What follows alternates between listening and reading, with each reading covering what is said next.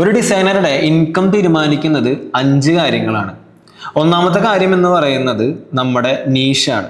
2 നമ്മുടെ പോർട്ട്ഫോളിയോ. 3 നമ്മൾ സെലക്ട് ചെയ്യുന്ന ക്ലയന്റിന്റെ ടൈപ്പ് അല്ലെങ്കിൽ ക്ലയന്റ് ടൈപ്പ്. 4 എന്ന് പറയുന്നത് നമ്മുടെ ബിസിനസ് സ്കില്ലാണ്.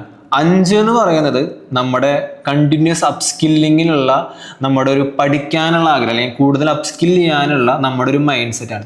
ഈ 5 കാര്യങ്ങളാണ് നമ്മുടെ ഇൻകം അല്ലെങ്കിൽ ഒരു ഡിസൈനറുടെ ഇൻകം ശരിക്ക് തീരുമാനിക്കുന്നത്. ഇപ്പം നീഷ് എന്ന് പറഞ്ഞു കഴിഞ്ഞാൽ ഞാൻ ഇനീഷ്യൽ പറഞ്ഞ പോലെ ആ ഒരു സ്പെഷ്യലൈസേഷൻ. ഇപ്പോൾ ഒരു ലോഗോ മാത്രം ഡിസൈൻ ചെയ്യുന്ന ഡിസൈനറേക്കാളും കൂടുതൽ പൈസ ഒരു full brand identity plus guide lines ഒക്കെ ജനറേറ്റ് ചെയ്യുന്ന ഒരു ബ്രാൻഡ് ഡിസൈനർ ക്രിയേറ്റ് ചെയ്യുന്നുണ്ടാവും. അല്ലെങ്കിൽ ഇപ്പോൾ ലോഗോയ്ക്ക് 5000 ബ്രാൻഡ് ഗൈഡ് ലൈൻ എല്ലാം ക്രിയേറ്റ് ചെയ്യുന്ന ബ്രാൻഡ് ഡിസൈനർ 25,000 മേടിക്കുന്നുണ്ടെങ്കിൽ അത്ര ഡിഫറൻസ് ഉണ്ട്. ഓക്കെ, അതേപോലെ തന്നെയാണ് എല്ലാ കാര്യങ്ങളും. അപ്പം നമ്മൾ നീഷ് എപ്പോഴും സെലക്ട് ചെയ്യണം. നമ്മുടെ നീഷ് സെലക്ട് ചെയ്ത് അത് ഫോക്കസ് ചെയ്തിട്ട് വേണം നമ്മൾ വർക്ക് ചെയ്യാനായിട്ട്. 2 എന്ന് പറഞ്ഞു കഴിഞ്ഞാൽ പോർട്ട്ഫോളിയോ വളരെ ഇമ്പോർട്ടൻ്റ് ആണ്. ചുമ്മാ 2 പോസ്റ്റർ ക്രിയേറ്റ് ചെയ്തിട്ട് അപ്ലോഡ് ചെയ്തിട്ട് ഇതാണ് എൻ്റെ പോർട്ട്ഫോളിയോ എന്ന് പറയുന്നതല്ല.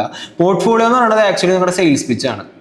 ഓക്കെ, എനിക്ക് കഴിവുണ്ട്, എനിക്ക് സ്കില്ലുണ്ട്, ഇതാണ് എൻ്റെ കഴിവ്. നിങ്ങൾ എന്നെ ഹയർ ചെയ്യുകയാണെന്നുണ്ടെങ്കിൽ അല്ലെങ്കിൽ നിങ്ങൾ എനിക്ക് ഫ്രീലാൻസർ വർക്ക് തരികയാണെന്നുണ്ടെങ്കിൽ നിങ്ങൾക്ക് കിട്ടാൻ പോകുന്ന ക്വാളിറ്റി ഓഫ് വർക്ക് ഇതാണ് എന്ന് നമ്മൾ പറയുന്ന അല്ലെങ്കിൽ നമ്മൾ പറയാതെ പറയുന്ന നമ്മുടെ ഒരു ഓപ്പൺ സെയിൽസ് പിച്ചാണ് ശരിക്കും പറയുകയാണെങ്കിൽ നമ്മുടെ പോർട്ട്ഫോളിയോ. നിങ്ങൾക്ക് നല്ല പോർട്ട്ഫോളിയോ ഉണ്ടെന്നുണ്ടെങ്കിൽ നിങ്ങൾക്ക് നല്ല ഹൈ പേയിങ് ജോബിൽ ഈസിലി പ്ലേസ്ഡ് ആവാൻ പറ്റും. പിന്നെ 3ാമത്തെ കാര്യം ക്ലയന്റ്. ഇപ്പൊ നമ്മൾ ക്ലയന്റ് ടൈപ്പ്. ഇപ്പൊ ഒരു ചെറിയ ബിസിനസ് നടത്തുന്ന ഒരാളെ പോയി നമ്മൾ കണ്ടു കഴിഞ്ഞാൽ അവരുടെ സ്പെൻഡിങ് വളരെ കുറവായിരിക്കും. ഇപ്പൊ നമ്മൾ 500 രൂപ ഒരു പോസ്റ്ററിന് പറഞ്ഞാൽ ചിലപ്പോൾ അവർക്ക് 100 രൂപ ഒരു പോസ്റ്ററിന് തരാൻ പറ്റുള്ളായിരിക്കും. അപ്പൊ അതേസമയം കുറച്ചുകൂടി ഹൈ പേയിങ് ആയിട്ടുള്ള ക്ലയൻസിനെ നമ്മൾ കാണുകയാണെന്നുണ്ടെങ്കിൽ അവർ ചിലപ്പോൾ നമ്മൾ 500 പറഞ്ഞാൽ ചിലപ്പോൾ അതിന് മുകളിലേക്ക് അവർ തരുന്നല്ല, പക്ഷെ അവരുടെ ചിലപ്പോൾ സ്പെൻഡിങ് ലിമിറ്റ് എന്ന് പറയുന്നത് ഒരു പോസ്റ്ററിന് 1000 ആവാം. നമ്മൾ 500 ചോദിച്ചുള്ളൂന്നുണ്ടെങ്കിൽ ആ കമ്പനിക്ക് ലാഭമായിരിക്കും. ഓക്കെ, അപ്പോൾ അവർ ഓക്കെ അങ്ങനെയാണെങ്കിൽ നമുക്ക് ഇവരുടെ വർക്കും കൊള്ളാം, കാര്യങ്ങളൊക്കെ സെറ്റ് ആണെന്ന് അവർക്ക് വർക്ക് കൊടുക്കാം എന്ന് വിചാരിക്കും. ഇപ്പൊ സ്റ്റാർട്ടപ്സ്, ടെക് കമ്പനീസ്, അങ്ങനെ കുറേ കാര്യങ്ങളുണ്ട്. നമുക്കൊരു ഫ്രീലാൻസിങ്ങിലാണ് മെയിൻലി ക്ലയന്റ് ടൈപ്പ് നോക്കേണ്ടത്. ഫ്രീലാൻസിങ് ത്രൂ നമുക്ക് മണി ജനറേറ്റ് ചെയ്യാനായിട്ട്. 4ാമത്തെ എന്ന് പറയുന്നത് ബിസിനസ് സ്കിൽ എന്ന് പറയുമ്പോൾ നമ്മൾ അയച്ചു കൊടുക്കുന്ന പ്രൊപ്പോസൽ തൊട്ട് നമ്മൾ അവരോട് സംസാരിക്കുന്ന രീതി, അവരെ പിച്ച് ചെയ്യുന്ന രീതി, എല്ലാ കാര്യങ്ങളും നമ്മൾ പക്കയായിട്ട് കൊണ്ടു നടക്കണം. എന്നാൽ മാത്രമേ നമുക്ക് ഒരു ഗ്രോത്ത് ഉണ്ടാവുള്ളൂ. സോ ബിസിനസ് സ്കിൽ എന്ന് പറഞ്ഞു കഴിഞ്ഞാൽ അത് നമുക്ക് ജനറേറ്റ് ചെയ്യാവുന്നതേ ഉള്ളൂ.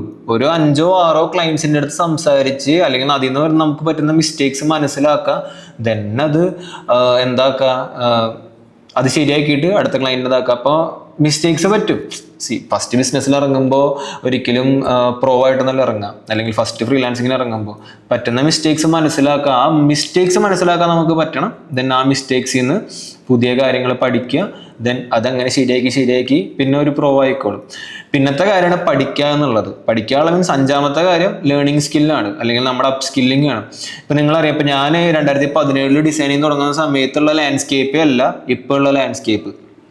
അന്നൊരു പോസ്റ്റർ ക്രിയേറ്റ് ചെയ്യണമെന്നുണ്ടെങ്കിൽ അതിനുവേണ്ട ഇമേജ് ജനറേറ്റ് ചെയ്യാൻ തന്നെ എടുക്കും ഒരു ദിവസം.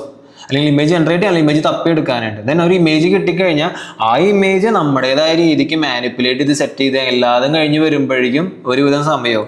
ഇന്നത്തെ കാലത്തെന്ന് പറഞ്ഞു കഴിഞ്ഞാൽ ഒരു പോസ്റ്റർ ജനറേറ്റ് ചെയ്യാനായിട്ട് അല്ലെങ്കിൽ ഒരു ഇമേജ് തപ്പാനായിട്ട് നമുക്ക് അധികം ഇഷ്യൂ ഇല്ല. നമുക്ക് കറക്റ്റ് നമ്മുടെ മൈൻഡിൽ ഒരു ഐഡിയ ഉണ്ട്, ആ ഇമേജ് നമ്മുടെ മൈൻഡിൽ ഉണ്ടെങ്കിൽ നമുക്ക് ഏതൊക്കെ ടൂൾസ് വെച്ചിട്ട് വേണമെങ്കിലും ജനറേറ്റ് ചെയ്യാൻ പറ്റും. ChatGPT, Gemini, Midjourney അല്ലെങ്കിൽ റീവ്, അങ്ങനെ ഇഷ്ടം പോലെ സംഭവങ്ങളുണ്ട് ഇമേജ് ജനറേറ്റ് ചെയ്യാനായിട്ട്. അപ്പോൾ അതിൽ നമുക്ക് ഇമേജ് ജനറേറ്റ് ചെയ്യാൻ പറ്റും. പക്ഷേ ഇതൊക്കെ നമ്മൾ പഠിക്കുക എന്നുള്ളതാണ്. ഇതൊക്കെ പഠിക്കാനുള്ളത് മീൻസ് ഇനിയും വരാൻ പോകുന്ന അപ്ഡേറ്റ്സ് എല്ലാ കാര്യങ്ങളും നമ്മൾ അറിഞ്ഞിരിക്കുക എന്നുള്ളതാണ് മെയിൻലി നമ്മൾ ചെയ്യേണ്ട കാര്യം. സോ ഇതാണ് ഈ പറഞ്ഞ ലേണിംഗ് സ്കിൽ അല്ലെങ്കിൽ അപ്പ് സ്കില്ലിങ്ങിന്റെ കാര്യം എന്ന് പറയുന്നത്. ഇന്നത്തെ ക്വസ്റ്റ്യൻ, അതായത് നമ്മൾ ഇനീഷ്യലി 2 ചോദ്യങ്ങൾ ചോദിച്ചിട്ടുണ്ടായിരുന്നത്, ഈ ഫീൽഡിൽ എന്തെങ്കിലും സാലറി കിട്ടുമോ അല്ലെങ്കിൽ എന്താണ് ഇതിൻ്റെ ഒരു ഇൻകം എന്നുള്ളതും, 2ാമത്തെ ക്വസ്റ്റ്യൻ എന്ന് പറയുന്നത് ഇതിന് എന്തെങ്കിലും സ്കോപ്പ് ഉണ്ടോ എന്നുള്ളതാണ്. ഓക്കെ, കേരളത്തിലാണ് ഏറ്റവും കൂടുതൽ സോഷ്യൽ മീഡിയ യൂസ് ചെയ്യുന്നവരുള്ളത് ഇന്ത്യയിൽ. ഇപ്പം നമ്മുടെ നാട്ടിലെ ഒരു ചെറിയ ചായക്കട തൊട്ട് വലിയ ബിസിനസ് ഓണേഴ്സ് വരെ പേഴ്സണൽ ബ്രാൻഡിങ്ങും അല്ലെങ്കിൽ അവരുടെ ബ്രാൻഡിന്റെ പ്രൊമോഷൻസും കാര്യങ്ങളൊക്കെ ആയിട്ട് സോഷ്യൽ മീഡിയ നല്ല രീതിക്ക് യൂസ് ചെയ്യുന്നുണ്ട്. ആ ഒരു ലാൻഡ്സ്കേപ്പ് തന്നെ ധാരാളമാണ് നമ്മുടെ ഈ ഒരു ഫീൽഡിന്റെ ഗ്രോത്ത് മനസ്സിലാക്കാനായിട്ട്. ഞാൻ ഗൂഗിളിൽ സെർച്ച് ചെയ്തപ്പോൾ എനിക്ക് കിട്ടിയ അപ്ഡേറ്റ്സ് അനുസരിച്ചിട്ടാണെന്നുണ്ടെങ്കിൽ ഇന്ത്യയിലത്തെ ഗ്രാഫിക് ഡിസൈനിങ് ഇൻഡസ്ട്രി എന്ന് പറയുന്നത് എല്ലാ വർഷവും 25% വളരുന്നുണ്ടെന്നാണ്. അതായത് 25% ഗ്രോത്ത് ആണ് പെർ ഇയർ ഇന്ത്യൻ ഡിസൈൻ ഇൻഡസ്ട്രിക്ക് ഉള്ളത്. പിന്നെ 2035 ആവുമ്പോഴേക്കും ഗ്ലോബൽ ഡിസൈൻ ഇൻഡസ്ട്രി എന്ന് പറയുന്നത് ഒരു $128 ബില്യൺ ഡൊമൈൻ ആണ്. അതായത് $128 ബില്യൺ വാല്യൂ ഉള്ള ഒരു ഡൊമൈൻ ആണ് ആക്ച്വലി 2035 ആവുമ്പോഴേക്കും ഈ ഗ്രാഫിക് ഡിസൈനിങ് എന്ന് പറയുന്നത്, അല്ലെങ്കിൽ ഡിസൈനിങ് ഫീൽഡ് എന്ന് പറയുന്നത്. അപ്പോൾ ഇൻഡസ്ട്രിയൽ ഡിമാൻഡ് കൂടുമ്പോൾ അത് എന്തായിരിക്കും, ഡിസൈനേഴ്സിന്റെ ഡിമാൻഡും കൂട്ടും. പിന്നെ ഡിസൈനേഴ്സിന്റെ ഡിമാൻഡ് കൂട്ടാന്ന് പറഞ്ഞു കഴിഞ്ഞാൽ AI ഇന്റഗ്രേറ്റഡ് ഡിസൈനേഴ്സിന്റെ ഡിമാൻഡ് ആയിരിക്കും കൂടുക. ഇപ്പൊ ഡിസൈനിങ് അറിയാം, ഡിസൈനിങ്ങിന്റെ നോളജ് ഫുള്ളി പഠിക്കുക, അല്ലെങ്കിൽ എല്ലാ സംഭവങ്ങളും ഉണ്ടാവണം.